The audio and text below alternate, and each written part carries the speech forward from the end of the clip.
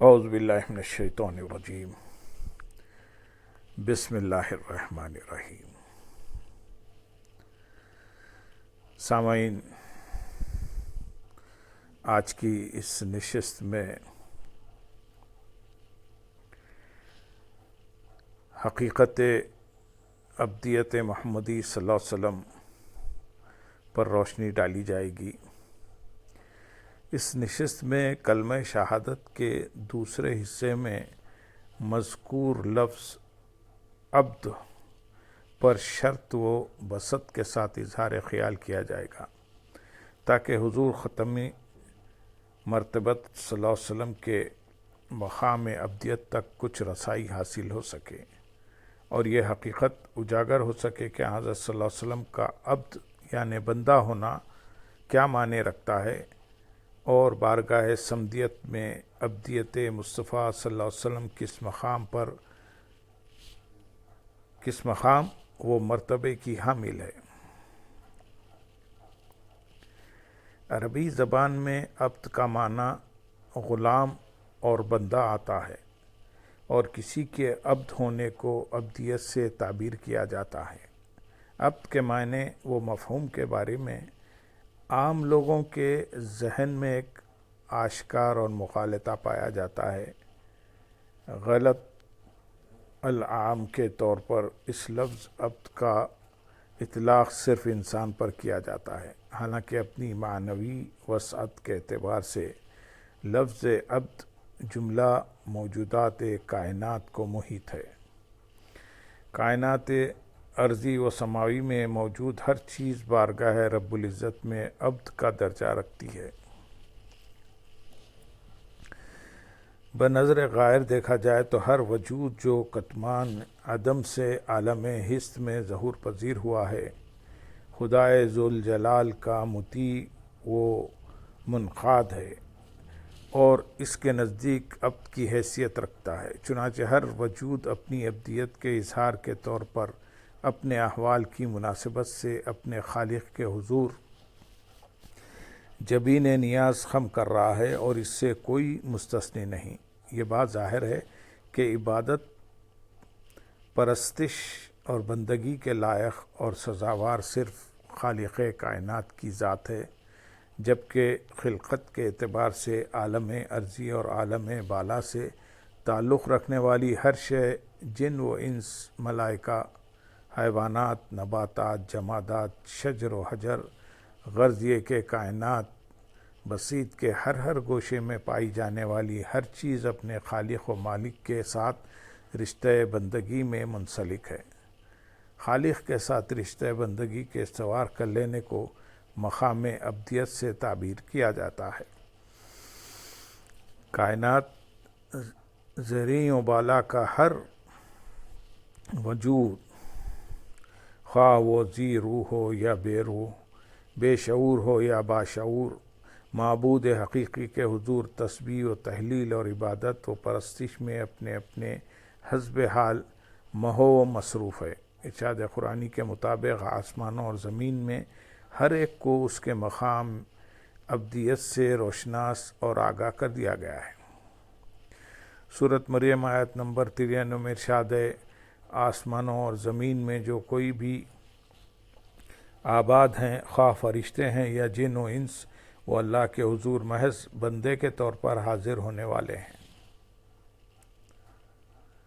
اس آیت کریمہ سے اس امر کی بخوبی وضاحت ہو جاتی ہے کہ کائنات ارضی و سماوی میں پائی جانے والی ہر نوع کی مخلوق اپنے مقام کی مناسبت سے درجہ ابدیت پر فائز ہے۔ قرآن حکیم میں باری تعالیٰ نے ایک مقام پر کفار و مشرکین کے اس غلط عقیدے کا بطلان بڑے واضح لفظوں میں کیا ہے، جس کے مطابق وہ فرشتوں کو خدا کی بیٹیاں قرار دیتے تھے۔ ارشاد خداوندی ہے سورۃ الانبیاء آیت نمبر 26 میں، بلکہ وہ اللہ کے معزز بندے ہیں۔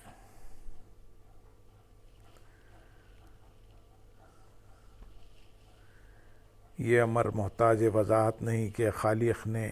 اپنی جملہ مخلوق میں حضرت انسان کو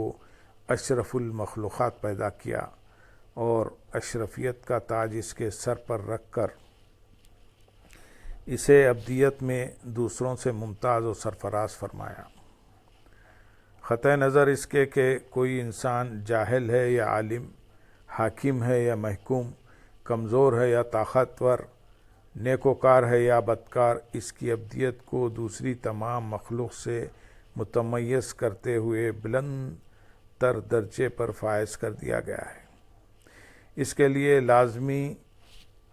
وہ لابدی ہے کہ وہ اپنے مقام ابدیت سے کما حق آگاہ ہو اور اس بات کا بشرع صدر اقرار بھی کرے کہ اس کی ابدیت دوسری تمام مخلوق کے مقابلے میں تقدم اور اولیت کے مرتبے کی حامل ہے۔ سرور دو جہاں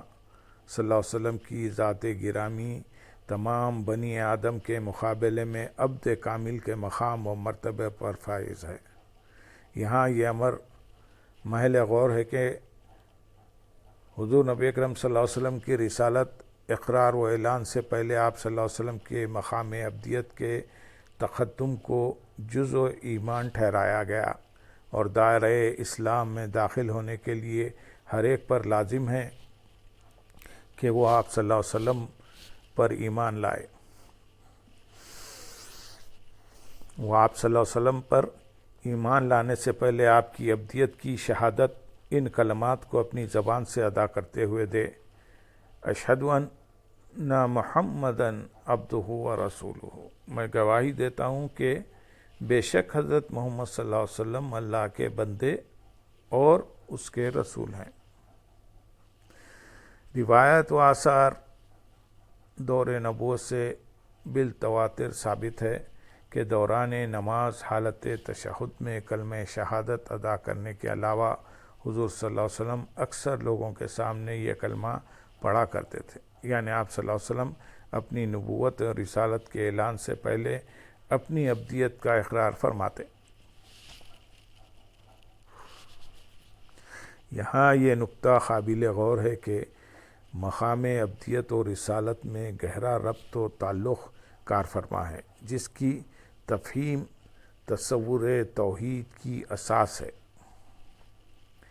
یہ بات جان لینا از بس ضروری ہے کہ حضور صلی اللہ علیہ وسلم کا وصف ابدیت اللہ جل مجدہ کی عطا ہے، جبکہ آپ صلی اللہ علیہ وسلم کا مقام رسالت آپ صلی اللہ علیہ وسلم پر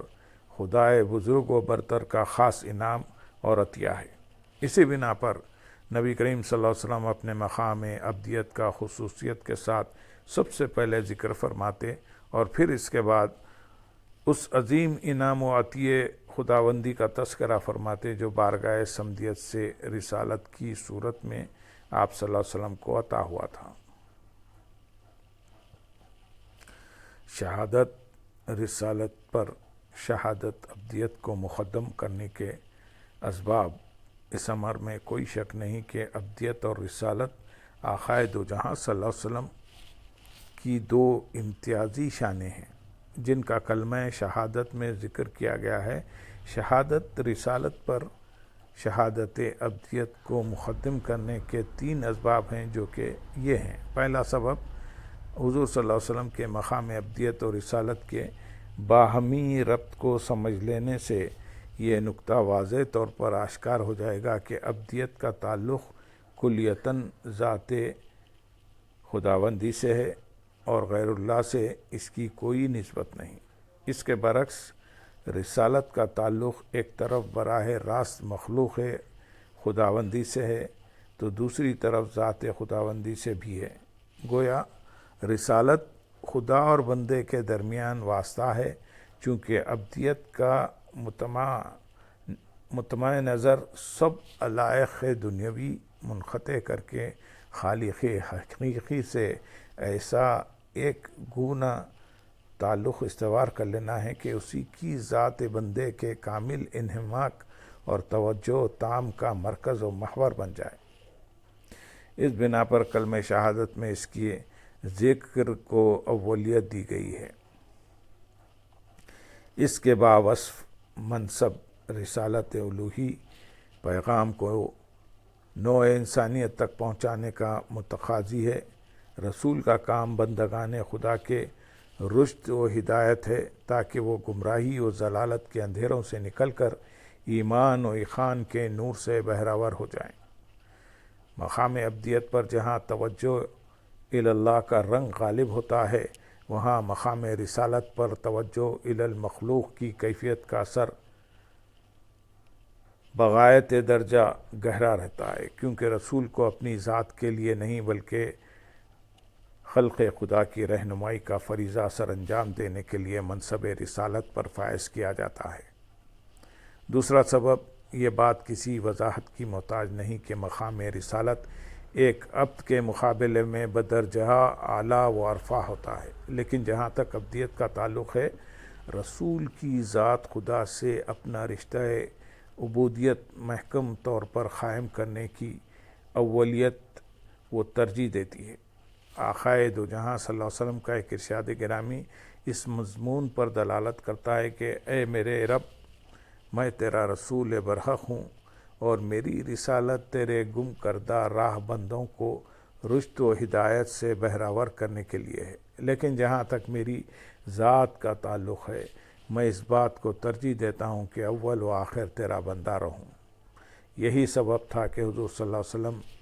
نے کلمہ شہادت میں اپنے مقام بندگی کا بالتخصیص پہلے ذکر فرمایا اور رسالت کا بعد میں۔ ابدیت اور بندگی کے مقام میں جو لذت و حلاوت اور سرشاری کی کیفیت پنہا ہے، اس کا ذکر اقبال نے کیا خوب کیا ہے۔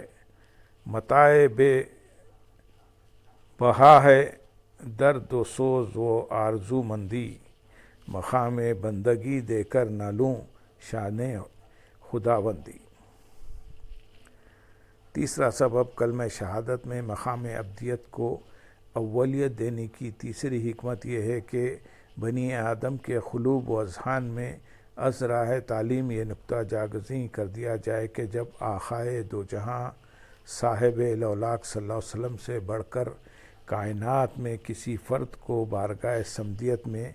عظمت و رفعت کا وہ مقام حاصل نہیں جو آپ صلی اللہ علیہ وسلم کی ذات ستودہ صفات کو حاصل ہے، اور آپ ان سب عظمتوں اور رفعتوں سے ہمکنار ہونے کے باوجود اپنے مقام بندگی سے دستبردار نہیں ہوئے، تو اور کوئی کس خطار و شمار میں ہو سکتا ہے۔ گویا نقطۂ توحید کو قلب انسانی میں راسخ کرنے کے لیے ابدیت مصطفیٰ صلی اللہ علیہ وسلم کو اس تخصیص کے ساتھ متحقق کیا گیا کہ جب معراج میں قاب قوسین کے مقام پر آپ صلی اللہ علیہ وسلم کی ابدیت میں سرمو کوئی فرق نہیں آیا، تو اور کون سی ہستی خدا کے بعد الوہیت اور معبودیت کی مستحق اور سزاوار ہو سکتی ہے۔ کلمہ شہادت میں ذکر ابدیت کے تقدم میں اسی حکمت کی کارفرمائی بدرجہ اتم نظر آتی ہے۔ حقیقت مقام ابدیت کی اصل اور حقیقت کیا ہے، اس کی نشاندہی تو اقبال نے بزبان شعر یوں کی ہے: متاع بے بہا ہے درد و سوز و آرزو مندی، کہہ کر من جملہ کر دی تھی تفصیل اس اجمال کی یہ ہے کہ بندگی بارگاہ رب العزت میں بغایت درجے عاجزی فروتنی ہے، بے مائگی اور کمال تذلل کا نام ہے، اور مقام ابدیت اس احساس سے بدرجے اتم سرشار ہونے سے عبارت ہے: بندہ جوں جوں حریم ناز خداوندی میں فرط عجز و نیاز سے جھکتا چلا جاتا ہے تو اس کا جوہر زندگی کھلنے لگتا ہے، اور وہ مقام ابدیت میں پختہ سے پختہ تر ہوتا جاتا ہے۔ جب بندہ خود کو عاجز، بے بس، قصوروار و خطا کار سمجھ کر انفعال و ندامت کی کیفیت میں ڈوب جاتا ہے، تو بارگاہ ازدی میں سر بسجود ہوتے ہی اس کے قلب و باطن میں ابدیت کا نور بھر دیا جاتا ہے، اور انوار الہیہ اس کی باطنی کائنات کو اپنی لپیٹ میں لے لیتے ہیں۔ اس کی جبین بندگی جس قدر فرط عجز و انکسار سے خالق کائنات کے حضور خم ہوتی ہے، اس کا مقام ابدیت نئی بلندیوں اور رفتوں سے ہمکنار ہونے لگتا ہے۔ حضرت صلی اللہ علیہ وسلم کا ارشاد گرامی ہے، جو کوئی صرف اللہ تعالیٰ کے لیے تواضع اختیار کرتا ہے، اللہ کریم اسے رفعت و بلندی عطا کرتا ہے۔ یہ فرمود مصطفیٰ صلی اللہ علیہ وسلم ہم سب کے لیے حرز جاں بنانے کے لائق ہے۔ کیا ہم نے کبھی غور کیا کہ نشہ بندار میں بدمست ہو کر ہم خدا کی زمین پر اکڑ اکڑ کر چلتے ہیں اور مخلوق خداوندی کو حقیر و ادنا سمجھتے ہیں؟ کیا اس غرور